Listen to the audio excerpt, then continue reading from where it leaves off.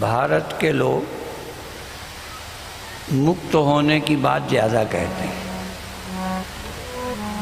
और भारत ही ऐसी भूमि है जहाँ मुक्ति बहुत आसान है। भगवान के द्वारा मर जाए तो मुक्ति, मंदिर का चरणामृत पान कर ले तो मुक्ति, गंगा स्नान कर ले तो मुक्ति, स्नान भी न कर पावे तो दर्शन कर ले गंगे तो दर्शनान मुक्ति, तो मुक्ति हो जाती।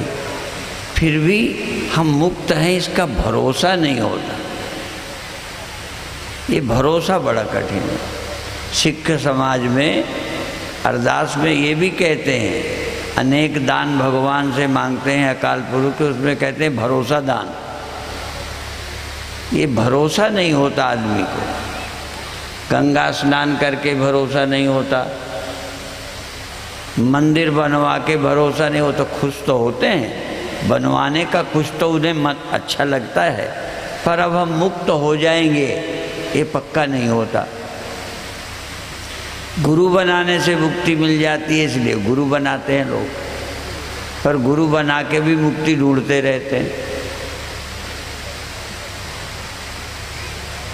ये समझ नहीं आता कि मुक्ति है क्या चीज़। और हमारे गुरुदेव तो एक बात और कहते थे, अब तुम्हें अभी कहूँ कि न कहूँ, क्योंकि कहीं और दिमाग नाप कर गड़बड़ आ जाए। गुरुदेव कहते थे मुक्ति प्रशंसा मंदा नाम। मुक्ति की जो प्रशंसा है वो मंद बुद्धि वालों के लिए, मंद का मतलब बुद्धिमंद। मुक्ति प्रशंसा मंदा नाम, यहाँ मंद बुद्धि के लिए है। हमारा एक विद्यालय चलता है विकलांग मंद बुद्धि बच्चों का, तो मंद बुद्धि, बुद्धि तो मंद होती है और बुद्धि कई की व्यवहार में कुशल होती है लेकिन परमार्थ में नहीं। अभी अभी किसी का फ़ोन आया था, जैसे कई के यहाँ फ़ोन आते हैं तकलीफ़ के, कई के आते हैं ये समस्या है ज्योतिषी के पास, हमारे पास फ़ोन आते हैं भगवान के विषय में कि हम भजन करते हैं, मन भी लग जाता है पर भगवान अभी प्राप्त नहीं हुए। कई बच्चे तो हमसे भी पूछते हैं, कहते हैं आपको भगवान मिल गया है? तो उनको अभी हम कुछ नहीं कहते कि मिल गया है कि नहीं मिल गया। क्यों? यदि हम कह भी दें मिल गया है तो वो कहेंगे हमें मिला दो। और यदि बुद्धि मंद हो ना तो भगवान नहीं मिलते। और भगवान भी तीन तरह से हैं। अभी आप कथा सुन रहे थे नवधा भक्ति की, हम भी अभी वहाँ टीवी में देख रहे थे।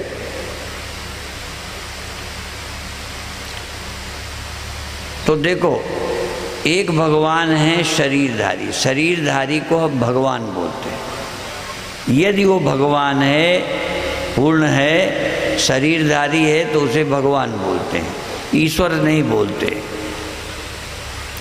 और जो शरीरधारी नहीं है, सृष्टि रचयिता है, सगुण है पर साकार नहीं है, जिसका देह तो नहीं है पर सगुण है, सृष्टि की उत्पत्ति स्थिति लय कर सकता है, उसका नाम हम लोग ईश्वर कहते हैं।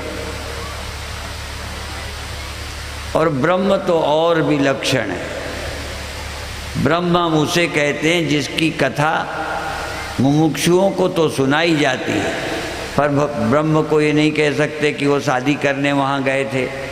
राम भगवान तो गए, राम भगवान का ब्याह हुआ, उनकी पत्नी कितनी समस्या छोड़ना पड़ा, लड़ाइयाँ हुई, वनवास हो गया। अब ब्रह्म का तो वनवास नहीं हो सकता। शरीरधारी भगवान का वनवास भी हो सकता है। शरीरधारी भगवान को एक जगह से जाना पड़ सकता है। राज्य तिलक की घोषणा करके वनवास जाना पड़ा, पर भगवान है वो। क्यों हैं? क्योंकि वो ब्रह्म हैं, उन्हें पता है कि मैं ब्रह्म हूँ। जरूरी नहीं है कि भगवान राम को तुम ब्रह्म मानो, जरूरी नहीं है कि भगवान कृष्ण को तुम परब्रह्म समझो।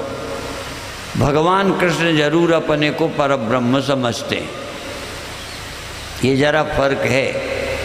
तुम्हारी आँखों से भगवान सृष्टि बनाते थोड़ी दिखेंगे। भगवान कृष्ण ने गीता में कहा कि ये सारी सृष्टि का मैं पिता हूँ, पिता अहम अस्य जगतः, मैं इस जगत का पिता हूँ, भगवान कृष्ण बोलते हैं। अब तुम्हें थोड़ी दिखाई पड़ता है, पर उन्हें पता है कि सृष्टि मैंने बनाई है, मुझसे बनी है। क्योंकि भगवान कृष्ण निर्गुण ईश्वर भी हैं, लेकिन सगुण साकार भी हैं। साकार होने के नाते जब वो बोलते हैं तो तुम्हें लगता है ये एक व्यक्ति बोलते हैं। इसीलिए एक बात मैं कहा करता हूँ कि गीता में अर्जुन उवाच है, और बीच बीच जहाँ आए तो श्री भगवान उवाच, ये कृष्ण उवाच क्यों नहीं कहा? गीता में खोल के देख लेना, संस्कृत नहीं आए तो इतना तो पढ़े ही लोगे। अर्जुन बोले, संजय बोले, औरों का नाम लेके बोले, पर भगवान कृष्ण उवाच नहीं बोले। क्योंकि भगवान कृष्ण व्यक्ति हैं, और भगवान बोले तो भगवान तो बोल सकते हैं ना। भगवान कृष्ण में जो साक्षात परब्रह्म परमात्मा देह को धारण किए हैं, तो देह धारण करके भी तो भगवान नहीं हैं। तो भगवान बोले मैं इस जगत का पिता हूँ, और तुम एक व्यक्ति कृष्ण को देख रहे हो, तुम्हें संशय होता है। भगवान ने अर्जुन को कहा कि मैंने ये ज्ञान पहले सूर्य को दिया था, वैवस्वत मन को दिया था, और ये ज्ञान योग जो मैं देता हूँ वो नष्ट हो गया, अब मैं फिर तुम्हें दे रहा हूँ, अर्जुन को कह रहे हैं। अब अर्जुन भगवान कृष्ण को एक देह देखकर सोच रहा है कि ये कैसे सूर्य को ज्ञान दिया होगा, वैवस्वत मन को दिया होगा। ये तो भगवान कृष्ण तो इतने वर्ष के हैं, भगवान कृष्ण की तो आयु होगी, वसुदेव देवकी से पैदा हुए, अब उसके पहले किसी को ज्ञान दिया तो इस देह से थोड़ी दिया था। भगवान कृष्ण के देह से वैवस्वत मन को ज्ञान नहीं दिया था। विवस्वान मनवे प्रा, वैवस्वत मन को दिया, फिर वो मनु को। अब ये ज्ञान भगवान ने पहले दिया, तो इस देह से तो दिया ना होगा, पहले किसी देह से दिया होगा। तो जिसने पहला देह दूसरा देह धारण किया, वो भगवान कहते हैं कि सृष्टि मैंने पैदा की। भगवान कृष्ण अपने देह के द्वारा सृष्टि नहीं पैदा की।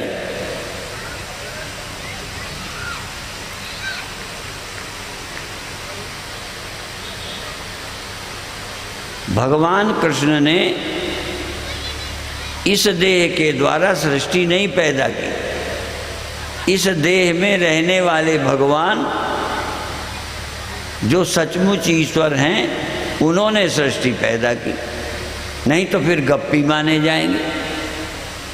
यदि भगवान ने पैदा नहीं की तो झूठे कहलाएंगे, और पैदा की तो देह के द्वारा पैदा करते कोई ने देखा नहीं। एक जगह कुछ लड़के मुझे मिल गए, असल में वो ये भी नहीं समझते कई बच्चे कि हम जब अपने को ब्रह्म कहते हैं तो किस भाव से कहते हैं, अलग अलग हैं। तो एक बच्चे ने हमसे तर्क कर दिया, और ये सन 62 की बात है।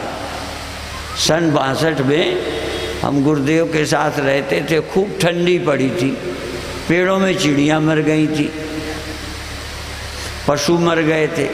तालाब में मछलियां पानी जम जाने से मर गई थी। इतनी ठंडी के दिन में हम एक बगीचे पे ठहरे थे। तो हम लोग जब ब्रह्म कहते हैं तो लोग ये समझते हैं कि ये अपने को भगवान कहते हैं। ये बड़ा भ्रम है। तो लोग हमसे कहते हैं यदि आप अपने को शिवोहम कहते हो तो आप कुछ चींटी पैदा कर सकते हो, सृष्टि पैदा कर सकते हो। तो मैंने कह दिया, क्योंकि तर्क का जवाब तर्क है, जिज्ञासु का जवाब तर्क नहीं। यदि कोई जिज्ञासु पूछता है तो उसका समाधान देना है। जो तर्क करने वाला पूछता है तो उसको लाजवाब करना है, बस चुप कर देना। तो हमें तो चुप करना था। उसने कहा सृष्टि आप बना सकते हो? मैंने कहा हाँ। ऐसे कह दिया मैंने हाँ। कहते बनाओ। मैंने कहा मैंने ही तो बनाई है। उन्होंने कहा कि भगवान ने बनाई, मैंने बनाई है। कहते आप बना के दिखाओ। मैंने कहा भगवान से बनवा के दिखाओ।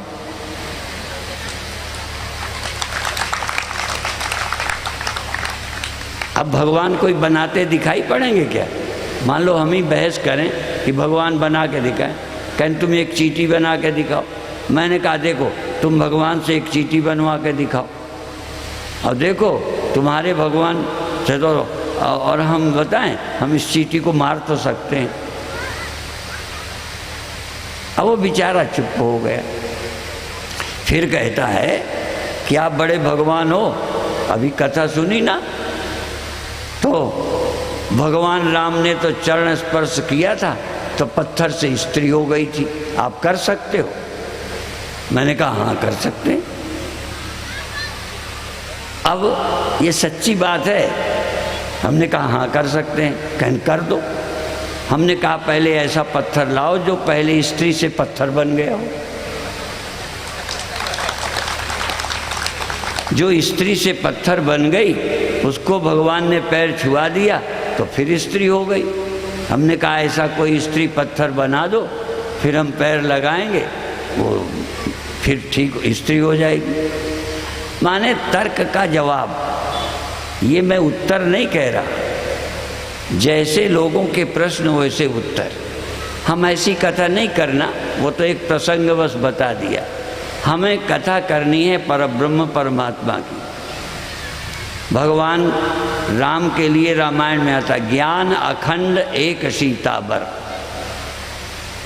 ज्ञान अखंड, जिस ज्ञान का खंड नहीं होता, टुकड़े नहीं होते, भाव और अभाव नहीं होता। एक लकड़ी को 2-3 जगह काट दो, वो टुकड़े हो गए, अखंड न रही।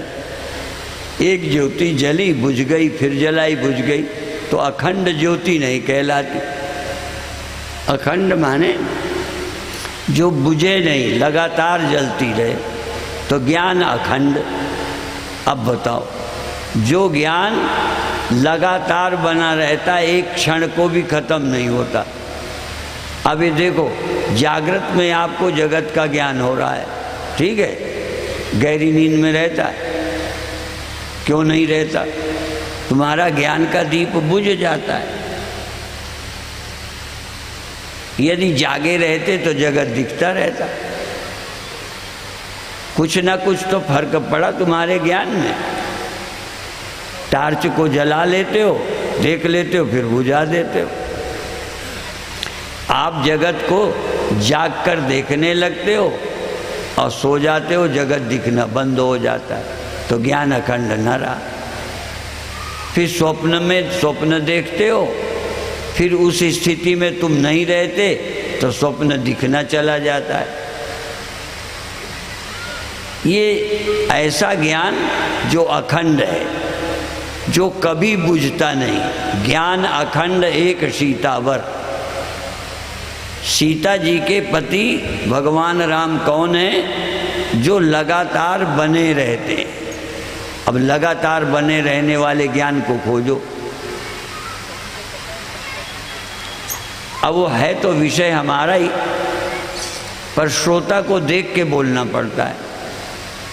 कल हमने कहा था कि एक प्रिंसिपल, प्रोफेसर, जानता बहुत कुछ है, पर यदि इसको प्राइमरी में कुछ पढ़ाने को बिठा दिया जाए कि थोड़ा इन्हें बताओ, तो उस हिसाब से बताएगा। बड़ी क्लास में बिठाया जाए तो वही उसको पढ़ा देगा। वही BA MA में पढ़ाने को कहा जाए तो वैसा उसको उस ढंग से पढ़ाएगा।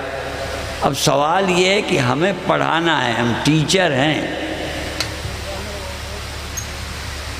हम आपको कैसे समझाएं कि ज्ञान कभी पैदा नहीं होता, ज्ञान अखंड है, वृत्ति अखंड नहीं है। वृत्ति तो पैदा होके बुझ जाती है, वृत्ति दीप है, वृत्ति दिया है। इसीलिए रामायण में एक चौपाई और है, सोहमस्मीति वृत्ति, लेकिन उन्होंने अखंडा कह दिया है, सोहमस्मीति वृत्ति अखंडा। अब देखो, सोहमस्मीति वृत्ति अखंड भी कह दिया और वही गोस्वामी जी आगे बुझा देते हैं। जब अखंड कह दिया तो बुझा क्यों दिया, कैसे बुझाओगे? पर असल में वृत्ति का जो दिया है, सोहमस्मि इति वृत्ति, मैं ब्रह्म हूँ, ऐसी वृत्ति बुझ जाती है, वृत्ति नहीं रहती पर ब्रह्म बना रहता है। आज एक कीर्तन आत्मचेतना यहाँ गा रही थी, हम सुनते रहते हैं।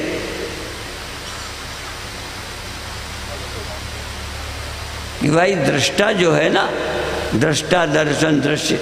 अब मैं ये भी बता दूं, दृष्टा जो होता है, समस्या ये है कि दृष्टा तभी होगा जब सीमित हो जाए। तुम मेरे को देख रहे हो, क्यों? तुम उधर हो, इसलिए मैं तुम्हें देख रहा हूँ, मैं इधर हूँ, उधर मैं नहीं हूँ, तो मैं यहाँ से उधर देख रहा हूँ। सूर्य यहाँ रोशनी करता है,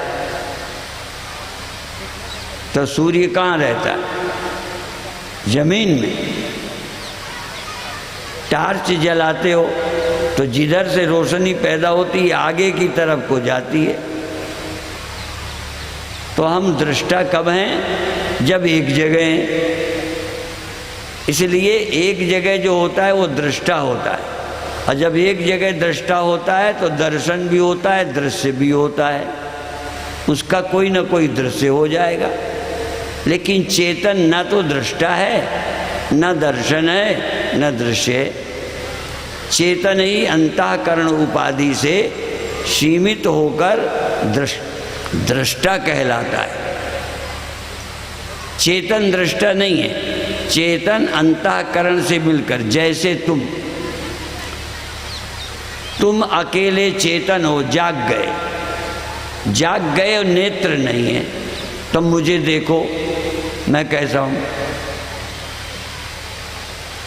इसका मतलब चेतन के बिना देखा नहीं जा सकता, लेकिन चेतन रूप का दृष्टा नहीं है। रूप का दृष्टा चेतन आँख से मिल जाए तब दृष्टा बनता है। देखने वाले कब बन गए? जब चेतन आँख से मिल गया। इसी तरह चेतन जब कान से मिल गया तो श्रोता बन गया। अकेले कान भी श्रोता नहीं है, और चेतन हो कान न हो।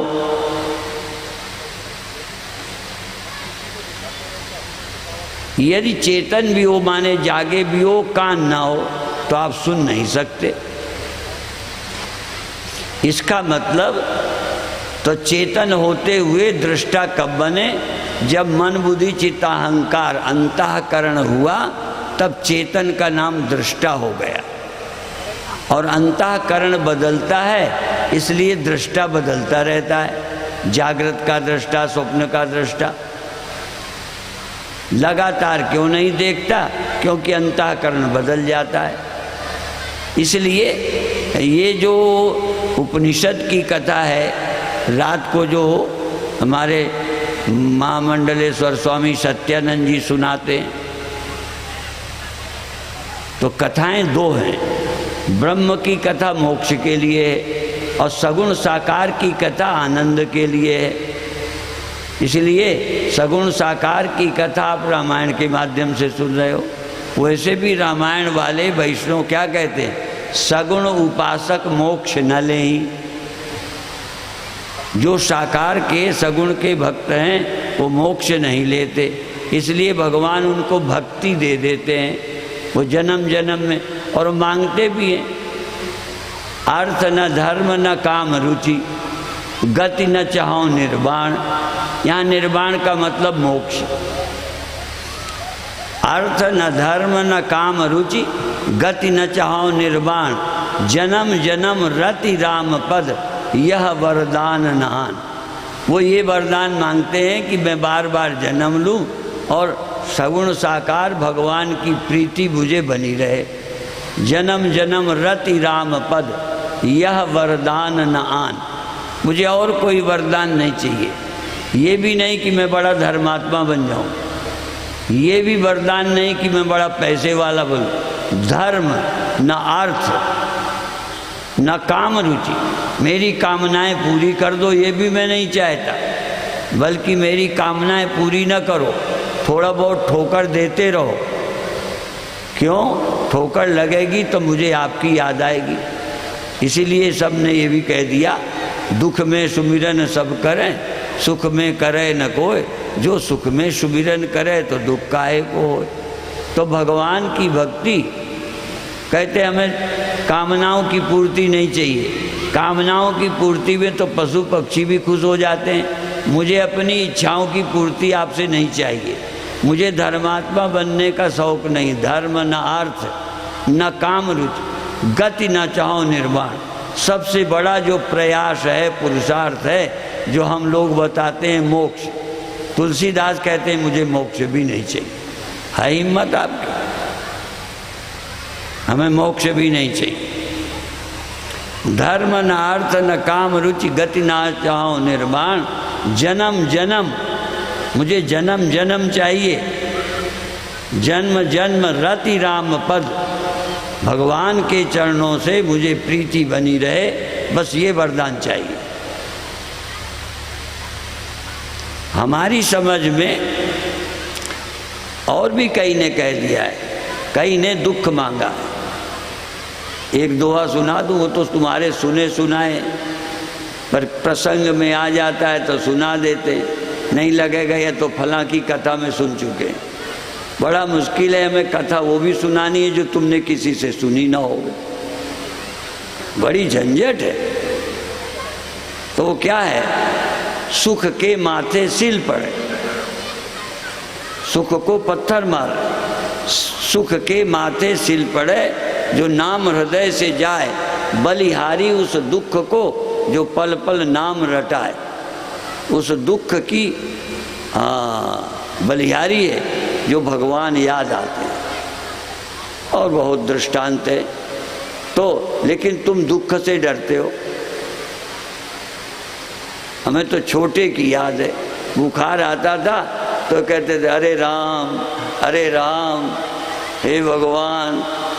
ऐसे सोचते थे कि भगवान हमारा बुखार दूर करें, पर फिर भी भगवान से दुख दूर करने की बात कहते थे।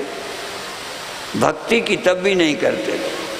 अब समझ में आया है कि भगवान की भक्ति जो है वो बहुत अच्छी दवा है।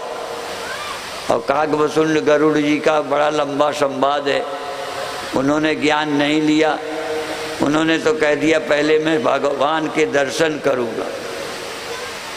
निज नयनन देखूं अवधेशा, मैं अपनी आँखों से अवध नरेश राम के दर्शन करूँगा, तब सुनियो निर्गुण उपदेशा।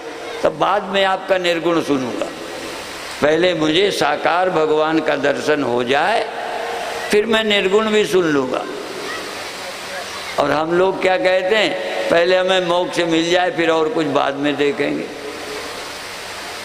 अलग अलग है, ये श्रोताओं की मन की दशा है।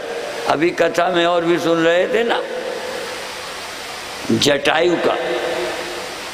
जटायु भगवान की गोद में कहता है प्राण मेरे छूट जाएं। भगवान ने कहा तुझे अमर कर दूं, जो चाहे मांग ले। तो कहता है ऐसा अवसर कम मिलेगा, भगवान की गोद में प्राण छोड़ने का अवसर, तो मुझे अब जीवन नहीं चाहिए, मेरा शरीरांत हो जाए आपकी गोद में। तो मरने का देखो भय नहीं है, ये सोचने का देखो ढंग कि मेरा। और अभी अभी आते आते हमने ये भी सुन लिया, ये अभी सुना रहे थे कि हम लोग मरने की परवाह नहीं करते, ऐसा अवसर जिससे सदगति, वो आप सुन रहे थे ना, तारा के पति को मार दिया। तो पहले वो दुखी हुई, पर जब उसे पता चला ये तो भगवान ने अपनी शरण में ले लिया। कई लोगों को इसी बात का दुख होता है कि वो मर गए, उनकी गति कैसे होगी। आज भी एक बहन हमसे पूछ रही थी कि उनका शरीर ऐसे नहीं रहा, उनके कल्याण के लिए कौन सा मैं जाप करूं, कौन सा अनुष्ठान करूं। किसी के व्यक्ति दुर्घटना में न रहे तो उन्हें रहता है इनका कल्याण नहीं होगा। असल में हमारे यहाँ कल्याण के विषय में जो कहा है वो आत्महत्या करने वाले, सुसाइड करने वाले। तो वो सुसाइड करने वाले तुम सोचते हो जो रस्सी में बांध के लटक गया वो सुसाइड है, जिसने जहर खा लिया वो सुसाइड है। क्योंकि आत्मा मरती नहीं, और तूने मान लिया मैं देह हूं तो मरेगा ना। अर्थात तू न मरने वाला देह को मैं मान करके अपनी मृत्यु अनुभव करेगा, मैं मर जाऊंगा, मैं मर जाऊंगा। जो लोग धमकी देना कि अब हम मर जाएंगे, कई बार स्त्रियां दुखी होती हैं तो ये कहती है हम जहर खा लेंगे, तो पति बेचारा मनाता है नहीं जहर मत खाना। तो वो समझते हैं सुसाइड करने वाले को मनाते हैं।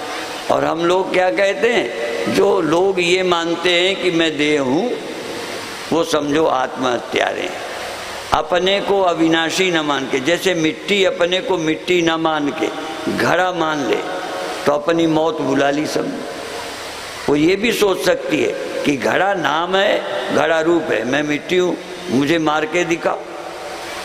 तो जो मरती नहीं घड़ा मान के मर गई, और जो घड़ा मरने वाला है अपने को मिट्टी जान के मरने से बच गया। तो उद्धरेद आत्मनात्मानम नात्मानम अवसादेत। अपना उद्धार आप करना चाहिए, अपनी आत्मा को दुख में, मृत्यु में नहीं डालना चाहिए। इसलिए आपकी जिम्मेदारी है कि अपनी आत्मा का आप उद्धार करो। लड़कों के भरोसे मत बैठो कि जब हम मर जाएंगे तो हमारा क्रियाकांड करेंगे, पुराण पाठ बिठाएंगे, तब हम मुक्त होएंगे। अरे जब वो तुम्हें मुक्त कर सकते हैं तो तुम पहले से खुद अपनी मुक्ति का इंतजाम करो। लड़कों का भरोसा करो, पति पत्नी का भरोसा करो, अपने नातेदारों का भरोसा करो कि वो हमारे मुक्ति के लिए उपाय करेंगे। तो तुम क्यों ना कर लो, क्यों उनके भरोसे बैठो। हम लोग जानते उन्हीं लोगों में हैं जो किसी का भरोसा नहीं किया। अपनी मुक्ति के लिए आप तैयार हो गए और गुरु के पास आ गए कि हमारा उद्धार करो। अर्जुन भगवान कृष्ण से पूछता है कि मेरा शोक मोह नाश करो, मेरा अज्ञान नाश करो। भगवान ने गीता सुनाई और अज्ञान नष्ट कर दिया। नष्टो मोह स्मृतिर्लब्धा त्वत्प्रसादान मयाचु।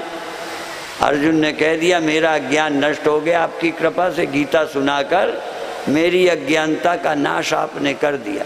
ऐसे ही आप अर्जुन की तरह अपने गुरु के पास बैठकर अपने अज्ञान के नाश का उपाय पूछो।